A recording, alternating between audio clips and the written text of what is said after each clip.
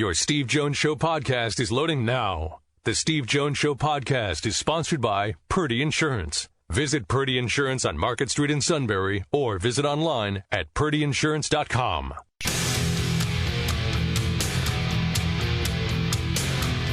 This is the Steve Jones Show on News Radio 1070 WKOK. Sponsored by Purdy Insurance. Now, from the Sunbury Motors Studio, here's Steve Jones. Today's show brought to you by Purdy Insurance. Market Street in Sunbury. Go to purdyinsurance.com. Auto, home, life, business. RV, boat, motorcycle, whatever it may be. They'll do everything they can to save you money, bundles. Over state lines were allowed. They just want to make sure you're fully insured. And if they can save you money, great.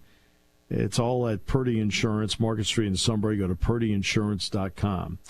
And we're in the Sunbury Motors studio. Sunbury Motors, 4th Street in Sunbury. Sunbury Motors Kia, routes 11 and 15, Hummel's Wharf, and online at sunburymotors.com. Time now for our play-by-play call of the day, Joey Porter Jr. Barkley still a quarterback. He's going to go down the sideline. Joey Porter Jr. in coverage. He makes the interception there. He was covering Khalil Shakir, and JPJ goes the other way. And flags are coming out now. Man, that is awesome. Look at the sideline for the Steelers celebrating the rookie's first interception.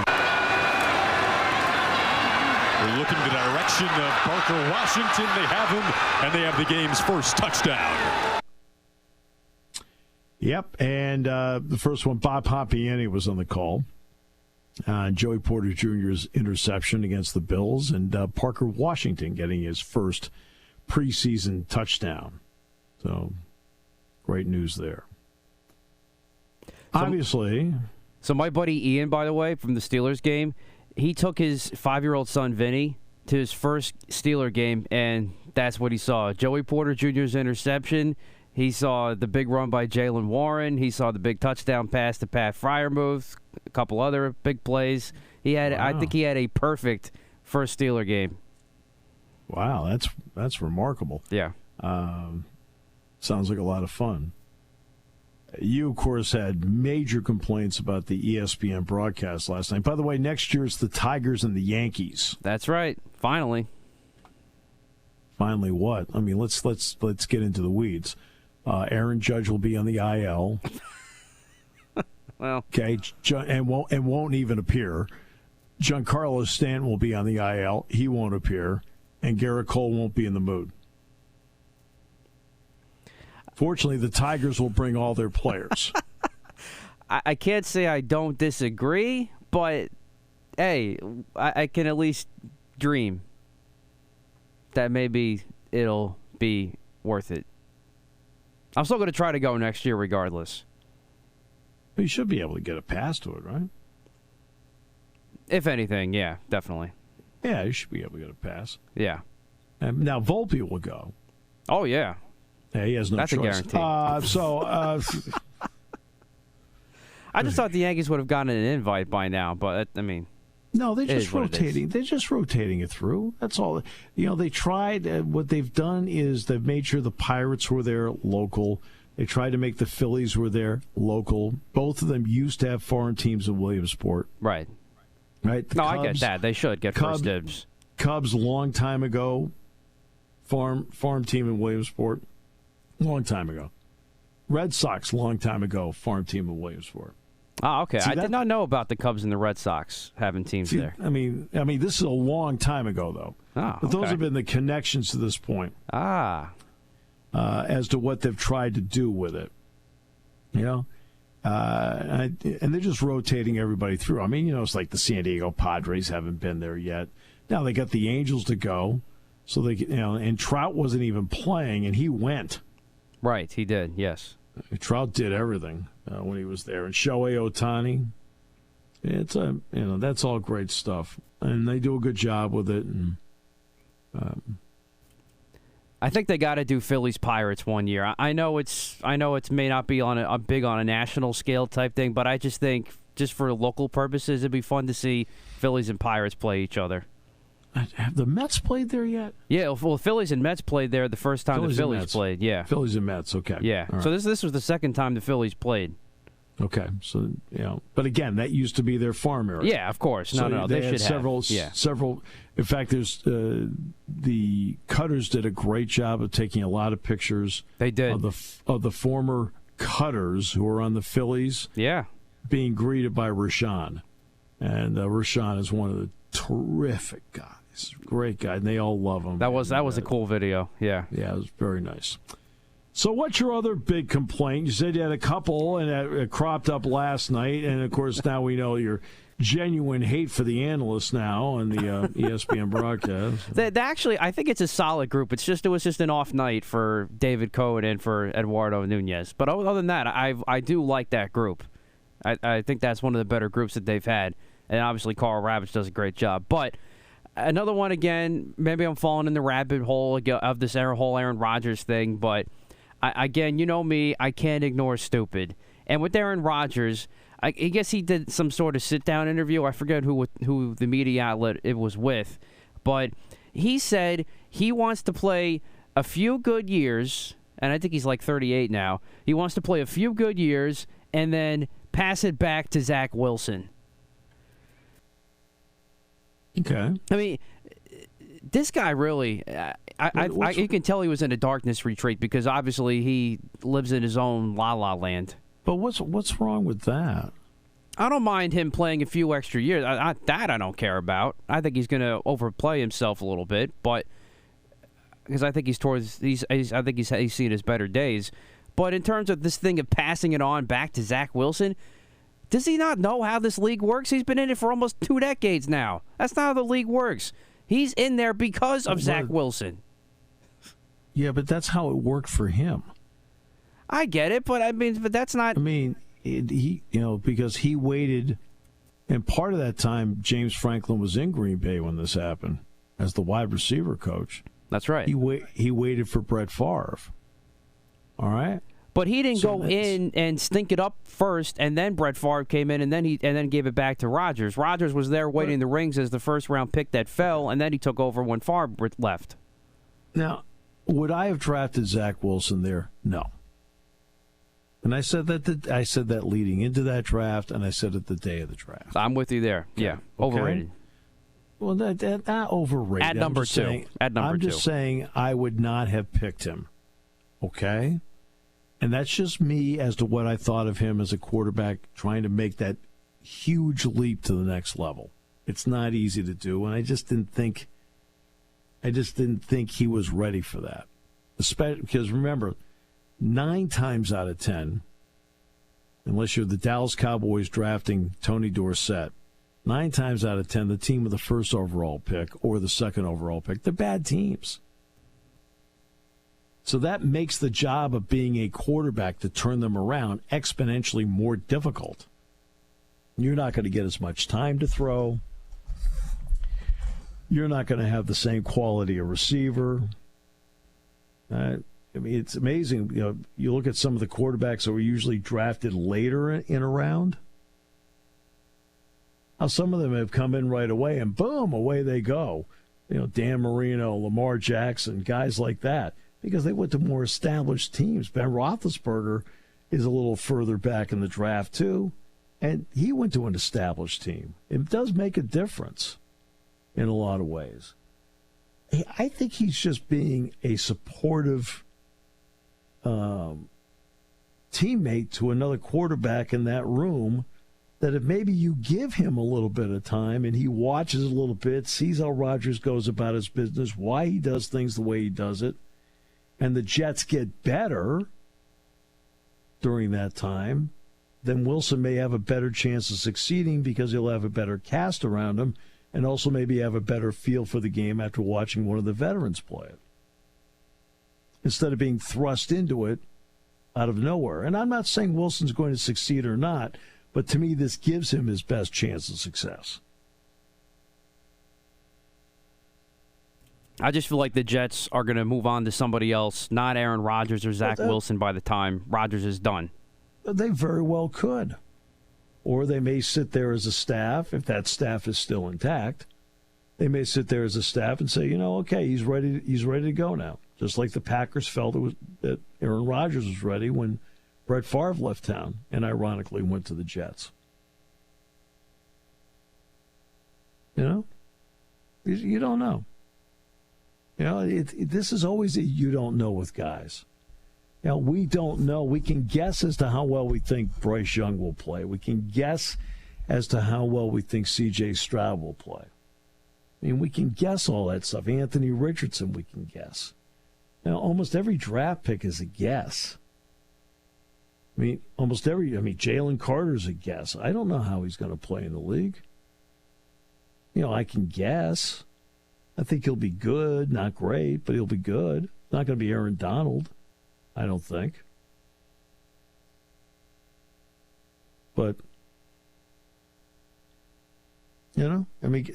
almost all these are guesses.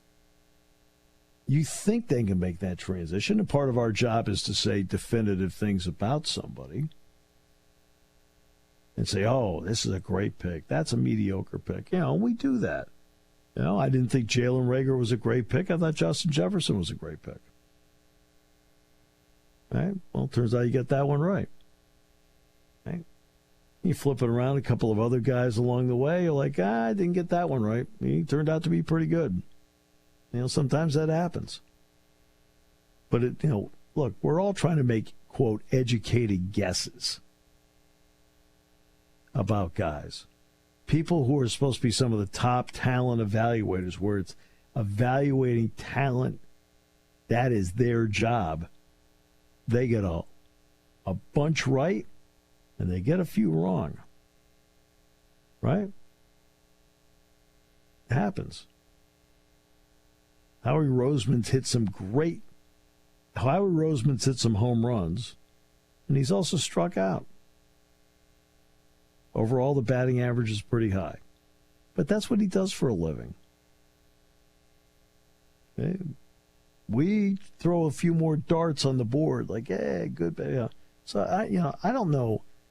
Zach Wilson didn't play well at all last year, but he had nothing around him to work with. He didn't have any of the advantages. Everything, his entire thought process as a quarterback was exponentially sped up last year because as soon as he got the ball, he was running for his life. He didn't have any running game, and he didn't perform well.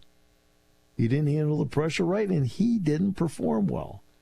But he wasn't the only guy in that offense that didn't perform well. And maybe sitting for a couple of years behind Rodgers, and you don't like Rodgers, I got it. You feel like he just talks and it's just crazy stuff all the time. But that one to me makes sense. And I felt like he was being a supportive teammate of another quarterback.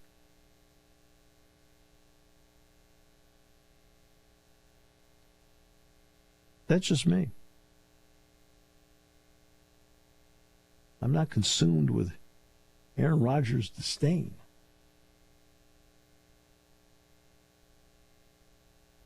No, senor! No, senor! No, senor! You haven't been quite the same since, where are the Yankees? 24 and 39 since June 1st? No good! No good! No good!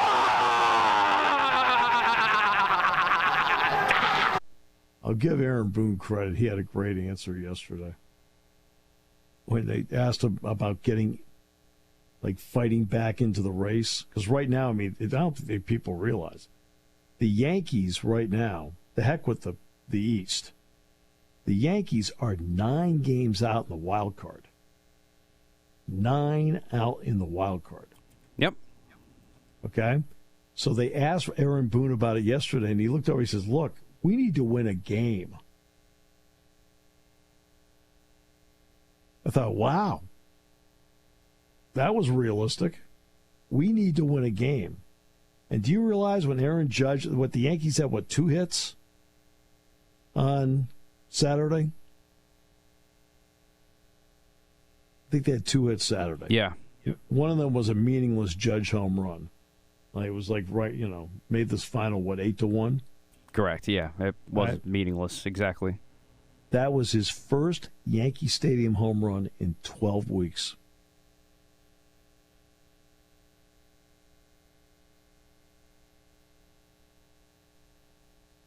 How about that?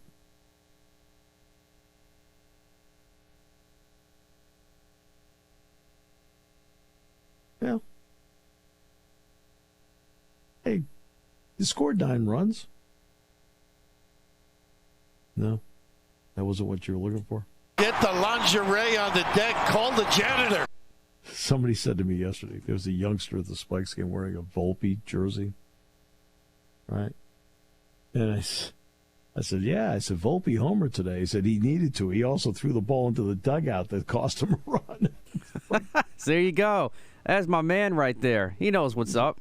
These are your people. There you go. He's being raised right, apparently. What? The Volpe jersey? No. The kid threw out an opening pitch and he airmailed it. So it's like he's just like his hero. Throw to first. I've listened to this. Sterling goes, that went into the dugout.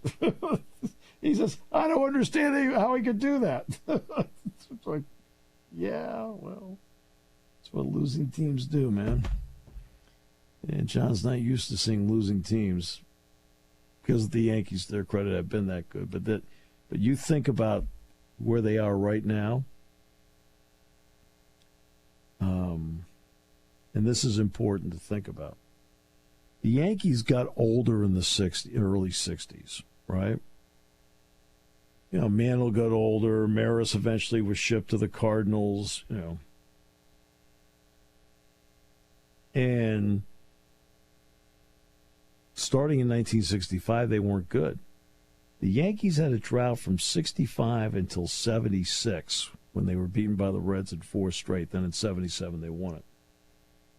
But think about that. That was an 11-year drought between World Series, right?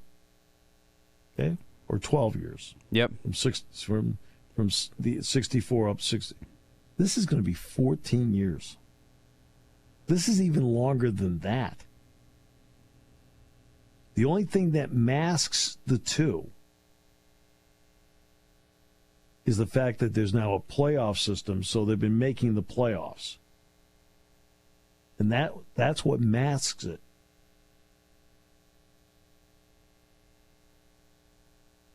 And you are ready to fire a bunch of people. This is where you excel. Please take off.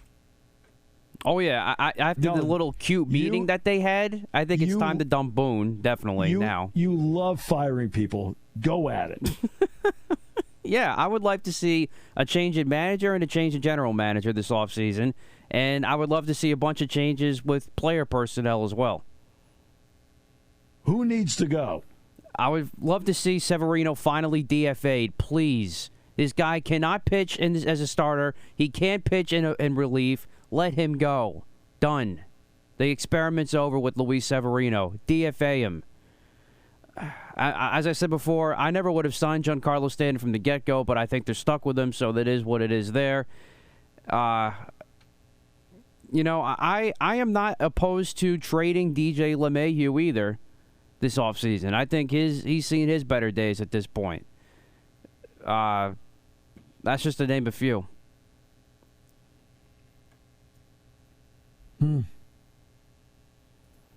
Gleyber Torres, you know what? If you have to get some, if you're at a point where I think you are, where you need to kind of blow it up, I'm not opposed to trading Gleyber Torres either. I'm going to miss his bat, but you know what? He can't field for his life. Luke can field a ground ball better than him at second base. So I'm not opposed to trading a guy like Gleyber Torres either.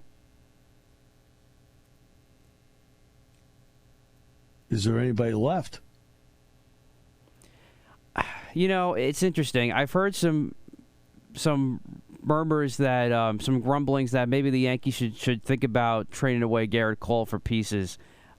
I'm not quite there yet because I think you still need to have some pieces.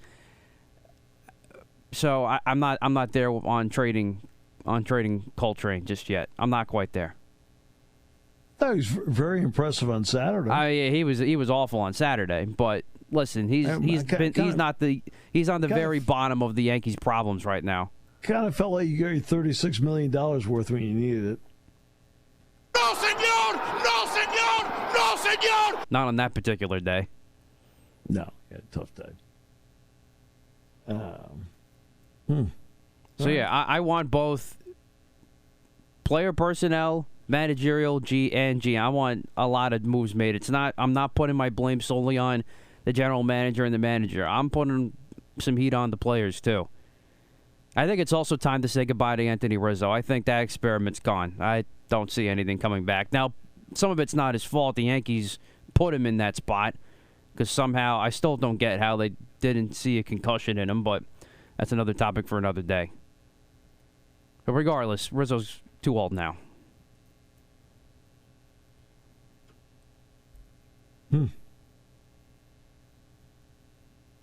You appear to have some definite opinions here.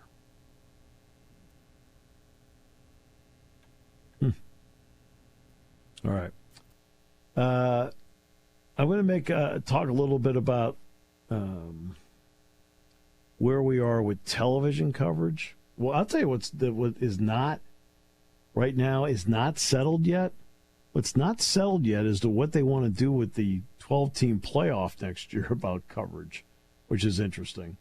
We'll talk about TV and where things are now and where they could go in a moment here as we continue on News Radio 1070 WKOK. Attention, Central Pennsylvania truck buyers. This is the one event you've been waiting for. Sunbury Motors is having their 75th annual August new Ford truck sale with savings up to $8,465 and financing as low as 1.9%. All new Ford F-150s will be priced at just $75 over invoice, and they will come with a genuine Ford bedliner. Ford Motor Company has awarded SMC 42 additional F-150s to meet consumer demand during this unprecedented sale. The Ford F-150 is America's #1 selling truck for 46 consecutive years, and one is sold every 49 seconds. Sunbury Motors has 23 new Ford Explorers available with savings up to $5,000, and they start from just $43,375. Pick from 17 of the totally redesigned Ford Escapes, and SMC has them slashed $2,500, and they start from only $30,890. Sunbury Motors in the North 4th Street Auto Plaza, Sunbury, proudly owned by the Mertz family for over a century. Hurry before someone gets your new truck. Hi, this is Season. For over 100 years, the Purdy Insurance Agency has been protecting families and businesses of the greater Susquehanna Valley and beyond. With the experience of our trained and knowledgeable staff, you can rest assured that your needs will be evaluated and met by some of the industry's best representatives. No matter what your insurance needs are, call Purdy Insurance today at 570-286-5855. Visit our website at purdyinsurance.com or check us out on Facebook to see what we can do for you.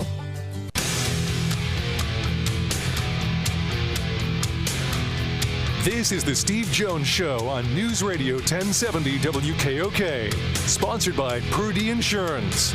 Now, from the Sunbury Motors Studio, here's Steve Jones. Today's show brought to you by the great people at Purdy Insurance. Market Street in Sunbury. Go to purdyinsurance.com. Auto, home, life, business, RV, motorcycle, boat. They'll make sure you're fully insured. They'll do everything they can to save you money. And they're just great people that are pros when it comes to insurance. Customer service means everything to them. At Purdy Insurance, Market Street in Sunbury, go to purdyinsurance.com. And we're in the Sunbury Motors studio. Sunbury Motors, 4th Street in Sunbury. Sunbury Motors Kia, routes 11 and 15, Hummel's Wharf, and online at sunburymotors.com. So we'll get to Penn State football here in a little bit because training camp is over. First day of class today, so there's no practice today. And training camp ended last night in Beaver Stadium. I want to get to the TV part for a moment. We're in interesting times where you feel like there are trends out there, but the cake isn't fully baked. So follow me on this, if you will. It is obvious that there has been cord cutting everywhere when it comes to TV. Cable bills getting so high, people are trying to figure out ways that they can get what they want without spending as much money. And then, of course, you find out after you stream this, and this, you're like, yeah, I'm spending as much money as I was before. Oh. Right? But at one point, ESPN had 100.1 million cable subscribers. 100.1 million. Now it's down around 73, 74. So there's been a loss of 26 to 27 million. So obviously the loss is a huge story. But let's not also poo-poo 73 to 74 million either. That's still a significant number, just nowhere near what it was before. We have seen people dip a toe, the established organizations, dip their toe into streaming. And what I like in this, and this is, please, let's not go down the political route here. This is not what I'm talking about. Let's have a common sense conversation. The push on streaming when it comes to sporting events, right? Where this is the future. This is what it's going to be. And and there's been a thought process among networks of accelerating, right? This is very much like the push on electric vehicles, EVs. 93% of the country has bought a gas-powered vehicle. In the past year, 7% have bought EVs. Now, at some point down the road, maybe we're all going to have one, but not yet. Because the charging time takes such a long time, the distance becomes an issue. Not all the bugs have been worked out yet. But here's what's happening, as we go through that parallel between EVs being eased into society and streaming being eased in as well on the TV front. There are several parallels that go with it. And one of them is the amount of money being lost to do it. Ford lost $1.5 billion on its EV, especially the Ford F-150. Maybe a fabulous vehicle for all I know. I don't know, but I just know what the numbers say. They've lost $1.5 billion on their EV lines. The same thing's happening with the networks when it comes to streaming. They are losing their shirts. Disney Plus, Paramount Plus, Peacock, they're all 9-figure losers because they're trying to invest in it. And I understand they're trying to stay ahead of the curve, so I understand that. But is America ready yet for a full-blown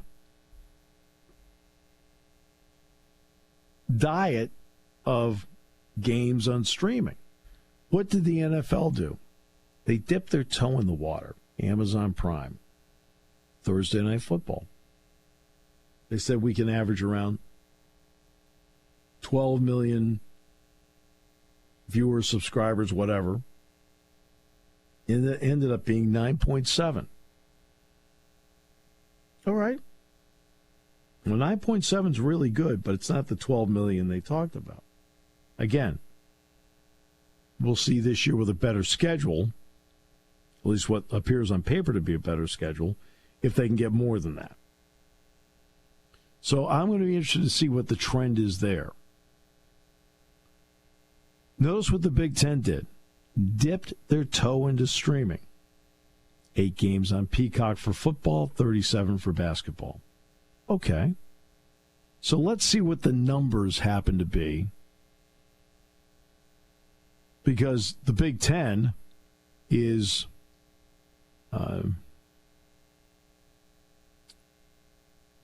going big into linear network TV. Fox, CBS, NBC. And that's a big part of it. And they feel that right now is the best route to go let's face it, when Penn State plays West Virginia, that game will be on both NBC, and yes, it'll stream on Peacock. It'll be both. Delaware will be strictly Peacock. When Penn State plays Iowa on CBS, it'll be on Paramount Plus. But essentially, when it comes to the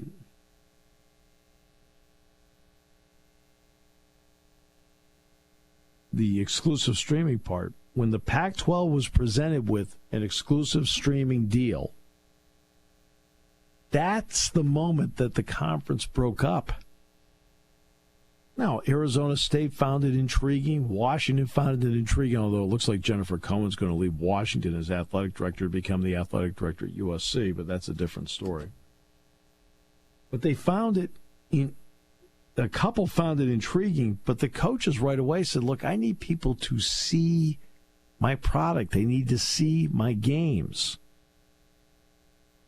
And they said if we can get to 5 million subscribers, we can meet certain financial thresholds.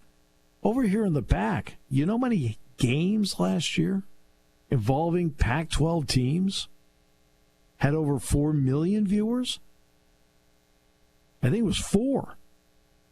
And that included USC Notre Dame. That included Oregon and Georgia. They had 4 games total. I think it could have been just 3 total that had 4 million viewers. You're going to get to 5 million subscribers? So when presented with an all-streaming contract with a reputable dealer in Apple Plus, that's where everybody headed for the hills, because they understand that in transition to streaming, we aren't completely there yet. In transition with EVs, we aren't completely there yet. Can't just force it down everybody's throat. See what the comparison I'm using there? And again, there's nothing political. I could care less what you're political, but I'm just being realistic here. There's certain technologies that are available that may take longer for people to get involved in and not accept, but say, okay, that's the right way to go. And it's just I think that's the same thing with streaming.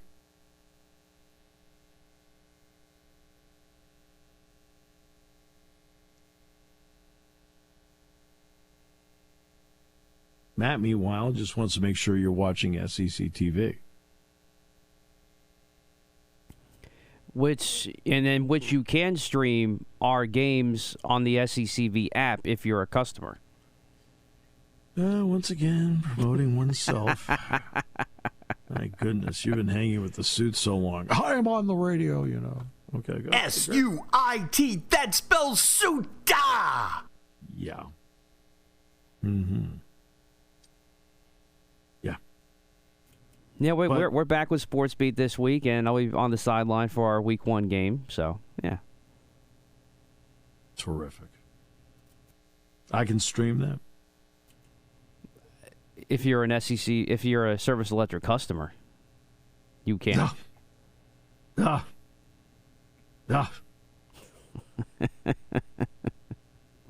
If not, you'll have to wait till we're on PCN, which is not till like early to mid-October, I think, when late September, when we're doing Danville Southern, I think, yeah. But I'm not on for that game. Okay. Now let's get to the Penn State football part. All right, camp's over, and they'll start making the transition to breaking into scout teams and then get to West Virginia. They'll do a lot of West Virginia work this week before it's all said and done. And I'm looking at a team that could potentially play. I'm talking meaningful plays. I'm not talking about garbage plays at the end of a game. There could be as many as 42 to 50 players seeing meaningful reps. Not maybe 5-10 reps of the game, whatever.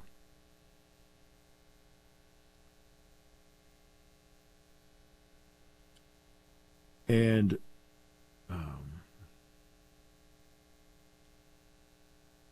And that's the depth part is held, which is really good. And the point that Dave made, that when Trey Potts is your third running back, you know you have something. He's your third running back. You're 3 deep at tight end. I mean, you look at now some of the talent, there's some young talent that maybe not initially gets there, but there's some young talent. I can list a bunch of players I think are going to be maybe not this hour, but down the road are going to be really good on this team. It's a one step at a time proposition. So this was the first step. And one of the keys to getting through the first, and I go back, what did I say at the beginning? And I said this, I usually say this at the beginning of most camps. Do you have the same team that you started the camp with? And for the most part, the vast majority, they are.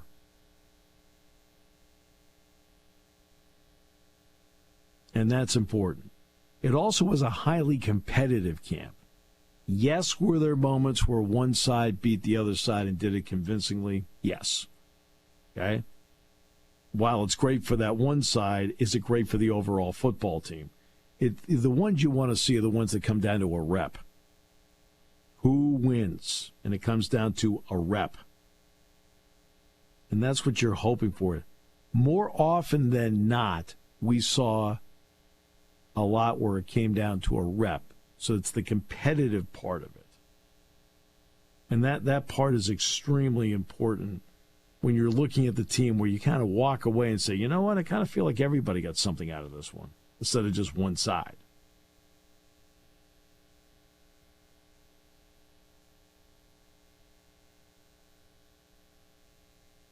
So now we're going to see how it plays out. You get through, are there bumps and bruises? Of course there are. Let's face it. I mean, camp wasn't two-hand touch. And I think I've asked Frank Bodani, and I've asked Mike Gross. I might have. Did I ask this to Rich Scarcell too about how do you write about expectations, pro and con? You how did, do you approach it? I think I've asked all of them that. Yep. And I'll continue to ask everybody that. Because last year's team, for example, is unranked. This year's team has expectations and is ranked. And they have pretty much, to be honest with you, just really gone about their business. And I think competition creates that, where you're not running around saying, well, I've got it made, we're good, whatever. I mean, I've been around a couple of teams like, hey, guys, I know what they're writing about you, but you're not that, you're not showing me that yet that you're doing that. I've been around some teams over the years where I sat back and went, yo, find a gear. This team, no. This team has not been one of those yo, find a gear group. They've worked. And that's been a big plus. At some point, James will talk about a lot of individuals. I think you saw the 6 captains. 3 had already been announced. I mean, they already had 3 of them announced. Like Keaton and Dom and Olu. And now they've added in, Theo Johnson, Malik Mega, and Adisa Isaacs. They have 6.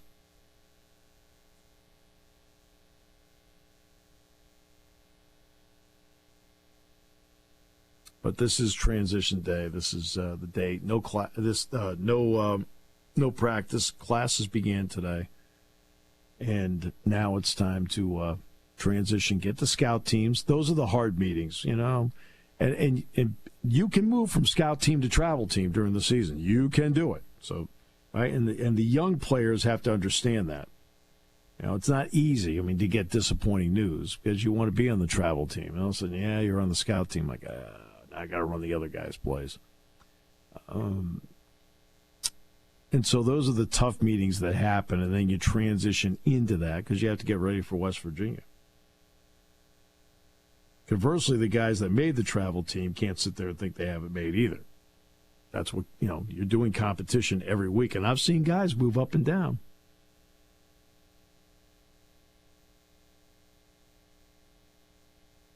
All right, we'll take a break. We'll wrap it up in a moment here on News Radio 1070 WKOK.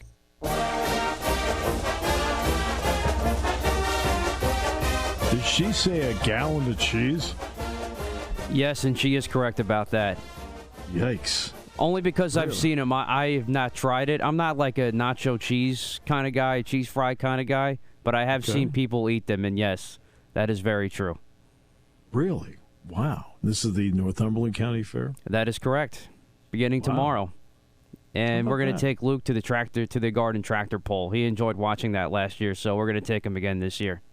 Great. Good. Sounds like a lot of fun. Yeah. Looking forward to that. Not an intriguing opening week. Notre Dame Navy is probably the most intriguing game of the week, and even that's kind of, Notre Dame's a 21-point favorite, as they should be. But the game's not intriguing. I mean, I know you don't like Deion Sanders, but the next week TCU plays Colorado. That's intriguing because you just want to see what they actually have. Like, are they any good? No, yeah, I'm not going to lie. Plus TCU, too, you want to see how they respond after that embarrassment in the championship game last year. Yeah, no, I agree. Yeah.